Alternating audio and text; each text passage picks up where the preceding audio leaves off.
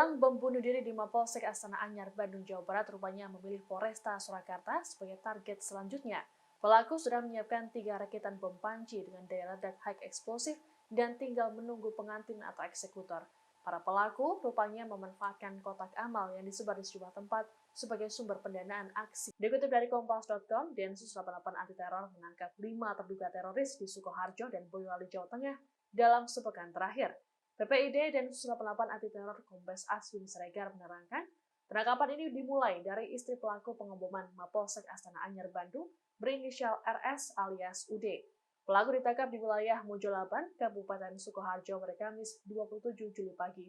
RS jadi buron sejak suaminya jadi pelaku pengeboman di Mapolsek Astana Anyar.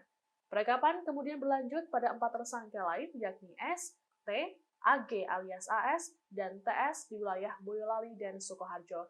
Kemudian setelah dilakukan pemeriksaan, tersangka berinisial S ternyata berencana melakukan pengeboman di Mapolresta Solo. S pun diketahui tengah mencari pengantin atau eksekutor dari bom bunuh diri ini. Berdasarkan rekam jejak, S rupanya sudah masuk jaringan terorisme sejak 2008 dengan cara bergabung dalam Jemaah Ansharut Tauhid atau JAT hingga 2014. Selepas dari JAT, S menjadi simpatisan ISIS hingga ditangkap. S diketahui belajar merakit bom dari pelaku bom di depan gedung kedubes Australia bernama Sogir. Tanya itu, S rupanya murid dari teroris kelas kakap Dr. Azhari Husin yang jadi dalang bom Bali 1 dan 2. Para pelaku menggalang dana dari 2 jenis kotak amal yang ditandai oleh para tersangka terorisme, yakni kotak sumbangan sahabat langit dan kotak sumbangan sahabat umat. Sekitar 50-an kotak sumbangan ini disebar di wilayah Solo Raya.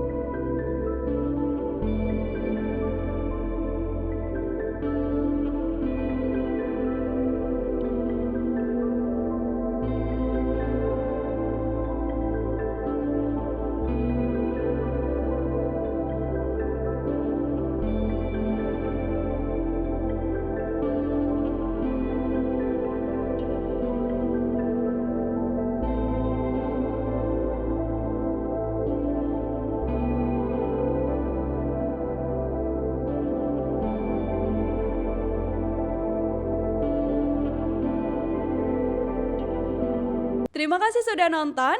Jangan lupa like, subscribe, dan share ya.